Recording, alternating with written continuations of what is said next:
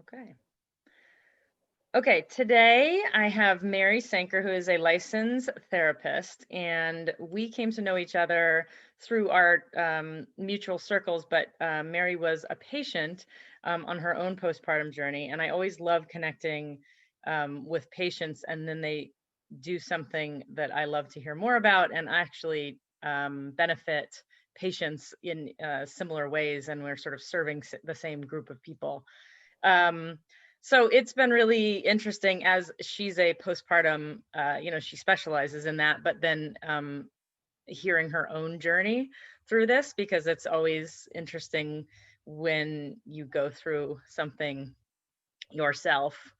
So I'm going to let her introduce her and all of her wonders and what she does, and then we're going to talk about a little bit about her journey. Yeah, hi everyone. So I'm Mary. I am a licensed mental health therapist in New Hampshire, and I am currently 8 months postpartum today. That's a fun fact. But I do perinatal mental health. So I work with women through pregnancy into postpartum, as far postpartum as you are, because once you have a baby, you're always postpartum. And I work one-on-one with clients. I also run a new mom group in which we cover topics like the changes that are happening in your body, in your brain. We talk about local resources. We talk about birth story processing. There's some distance Reiki offered, and just a really good place to connect with you moms who are going through what you're going through. Yeah, I would have loved to have this because it just seems so accessible. And we've often talked, it's really hard at this stage to really go deep, and there's so much going on, but you so need support. You need that village. You need to understand that everybody else is a mess too.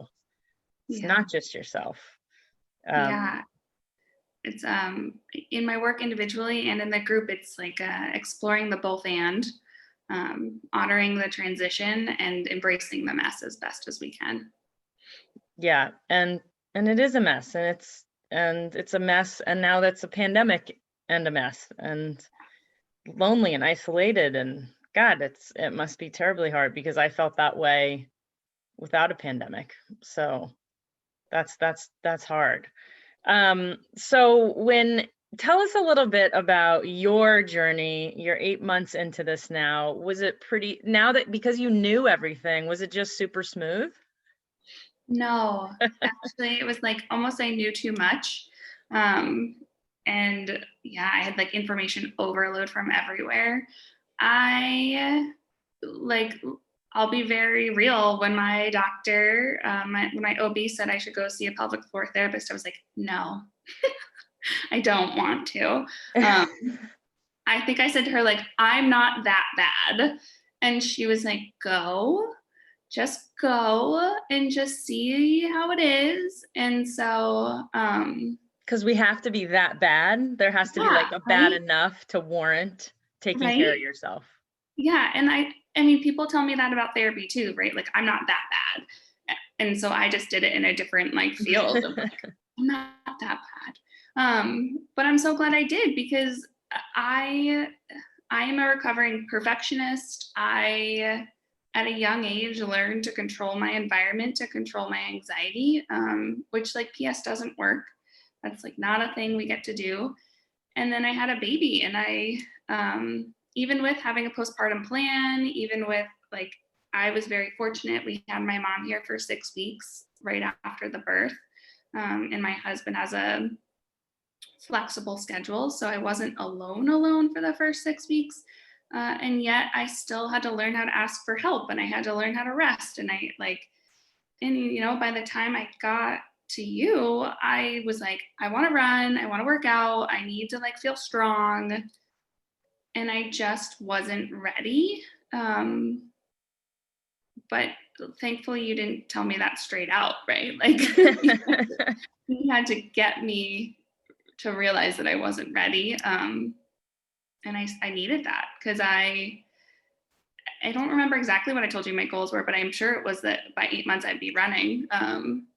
And I am running, but it's very different than what I had like intended when I said that to you, Yeah, and I think in the beginning, I mean, it's obviously not my job to say that's not a good goal or that's not an appropriate goal. That's a fine goal. It's a goal, it's what you want. So let's figure out the steps needed to make that happen.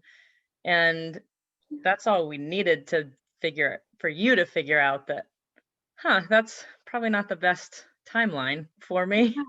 Yeah, and it's I think it's in like our work is very similar in the sense of I also help women recognize that these timelines we put on ourselves are these like falsities. They're this like unspoken expectation that doesn't really need to be there. And there's so much more freedom. I am exercising, but I'm doing it more intuitively, and I'm doing it like my body gave me some pretty like clear red flags that like it wasn't happy, it wasn't healthy. Um, and so by slowing down and like leaning into the rest, I'm actually like way happier now that I am able to like when I do go for a run, it feels really empowering, because I know that like that's actually what my body is asking to do. Yeah. Um, Versus sometimes I just need to stay home and stretch or like sit and not Yeah. be in front of a computer or something. It is amazing once we start to listen to what our body's telling us and not telling it what we want. Um, because it doesn't work well the other way. When you're hearing something else, if something hurts, if you're bleeding too much, or, your energy's just tanked, you're depressed, you're anxious more so than normal, like those are signs that your body needs something else.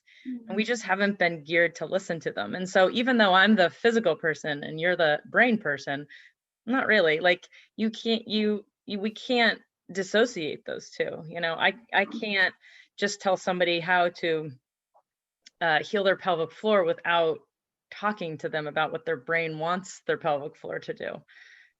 It's too interconnected for sure. Yeah, it's so interconnected. It's I like to say to people, like, think about your favorite food. You feel that in your body, right? Like you can feel like you might even start to like salivate.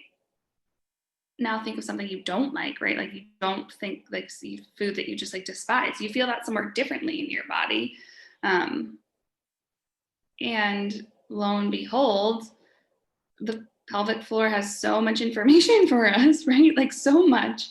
Um, so it's been really interesting to like see myself as like taking care of myself and slowing down as a challenge, in a good way, right? Like I said, recovering perfectionist. So I'm still looking like check boxes, but I'm working on seeing like maybe checking a box is like not doing something versus pushing to do the thing. I think one of the most amazing aspects too, which unfortunately we sometimes need, is that the nervous system that we have is really like given to our kids and at a young age. And so mine are already screwed up. So obviously I'm just trying to figure that out.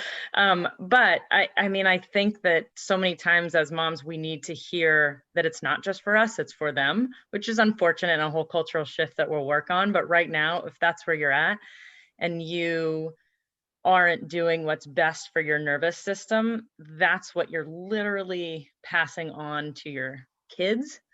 Yeah. And I Yeah. think I mean, I don't know what else you need to hear, you know what I mean? To then say like, okay, what do I need to do? No barking. I told you she would bark. Yeah. I think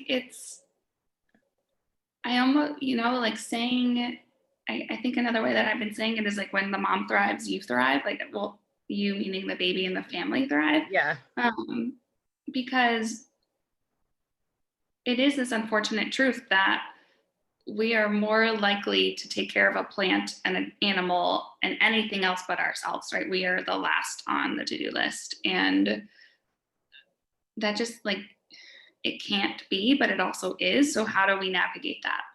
And we Yeah. need support to do that. We definitely I need needed support. support to do that. And I knew that going in. Yeah.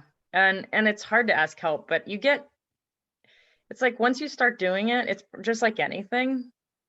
It takes practice. It's awkward in the beginning. It's hard, but once you start asking for help and then you feel the benefits of it, it starts getting easier. Yeah. Yeah. Yeah, for sure.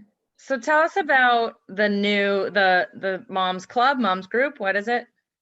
The new mom club. The new mom club that I would have wanted. Yeah. Yeah, so a group, I mean, that sounds great. It's a group of women, moms.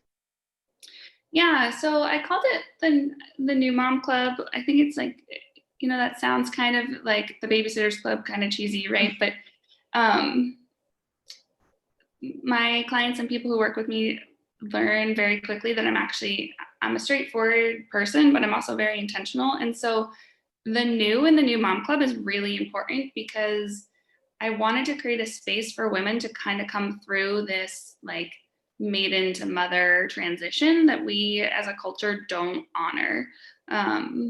We're such a productivity driven culture, right? And we like I said, like I'm looking to like check the check boxes, but throwing a baby in the mix like that, we're now dealing with like another person. So you might wake up and have the best intentions to do all the things today, but then like the baby's teething or like the baby decides that they're cranky, and like that's beyond our control. And I wanted to create a space that women could just show up as they are that day, come covered in puke, come feed your baby, come with a messy house. I hope you take a shower, not because I think you need to, but like showers are not self-care, they're basic needs, right? And in this space, we like just give you information so that you, not information overload, but like just the facts of what's happening to you, what is going on in your brain. There is more changes in your brain and your body from like a non mother to a mother, and then what happens in adolescence. And so if you think back to how you were in adolescence, if you had a hard time with that hormonal transition, it makes sense that you might have a hard time in transitioning into motherhood. Yeah, that makes a lot of sense. And I think even just taking it a nugget at a time, Yeah. just small pieces. And have you ever felt when you have a good cry, like when it's out, it's like you process it differently. So just shoving it way down doesn't help. And so hopefully, I think that there's avenues that moms pursue that, is just something, anything, just, read a book, talk about it. And it's not always about the baby. No, right? And I think I hear a lot of like, oh, I can't take time for me. And you need to take time for you. Like you absolutely need to take time for you. You just did something totally different, right? And even if this is your fifth child, you're still a new mom to that baby. And you still have to learn this baby and how like this baby fits into your family dynamic. Who can like who can do that on your own, right? Like my husband, he used to call me super mom in early postpartum, and we would get in like actual fights. I was like, do not call me super mom. That is the like worst thing you could say to me, because I'm not super mom. And it's not, I didn't take that as a compliment, right? And I wish that more women could push back against that, because just because I look like I'm doing all the things doesn't mean that I actually am like content or Yeah, like fulfilled, right? feel Like good. I still need help. And so that's what this space is about. Like, let's talk about how to ask for help. Let's talk about sex after pregnancy. Let's talk about relationships with your friends and your families. And I'm not going to give you answers. Like, even in my one on one private practice, I tell everyone straight up, I am not going to like give you this like nice 10 by 10 step plan to like change your life. If you're going to do the work, but I can help you. Like I can listen. I can say like, hey, what about this? Hey, what about that? Yeah, I think it's so needed. I wish this was, I know it's what everybody needs. It's like, there's not even a question about that. It's just how do we make it more accessible Yeah. so that we can just, because it's a tough time. It's a busy time. It's a time of survival. So, Yeah. um, how can we make it easier? And I think your program sounds fantastic. I think that knowing more, um, support systems after, and it doesn't have to be like new. This doesn't have to be set up. If if your baby's a year, like, and you're just new to like figuring out your brain, Yeah. that's like that's new, like, it's all this stuff. Yeah, a 3-month old is different than a 1-year old, but Right. I'm pretty sure Right. people by 1 year aren't like, okay, now I'm not a hot mess anymore. Yeah, for sure. And I mean, it's, like for the group aspect, it's can you also hold space for those other women, right? Like, again, if we can't get you to show up for yourself, does this feel like something you could like come be part of the club? And even if all you can do is just hold space for the other women in the club that day, like that is still feeding you. Yeah, yeah. I think it's a great idea. I'm so glad that um, you know, people like you exist now. I feel like, I mean, my kids are 13 and 10, and I feel like I'm like 80. I'm like, back in the day, we didn't have smartphones, we didn't have therapists. God, What's the Zoom? I know. What's a Zoom? God, now we have so many things. It was all hard. It's all hard when it's new to you. Right? And it's hard because it's hard. Like it's And not it's hard. Yeah. right. Like it's Your not body's been just through a like your lot. hmm? Your body's been through so much. Like your Oh, brain, like it's a major deal. It's not something we could just like keep going. yeah. Well, I think this is great. Where can people find information about you, your Yeah. newsletter, and So you can sign up for my newsletter on my website, which is www.marymartina.com. And then I'm not on Facebook, but I am on Instagram. At it's at the new mom therapist. yeah, Yeah, the dot new dot mom dot therapist. yeah, Yeah. yeah, Um, yes. And so please let us know if you have any questions. Both of us, contact us, reach out for help. And if you're not in this area or have other questions, both of us are very like, we just want, if you're asking us for help, we're going to help you. We're going to exactly. get Yeah, you help, because that's the first step. So thank you so much for joining us. And I am so glad that you are here for everybody in the area. yeah. Thanks for having me. You're welcome.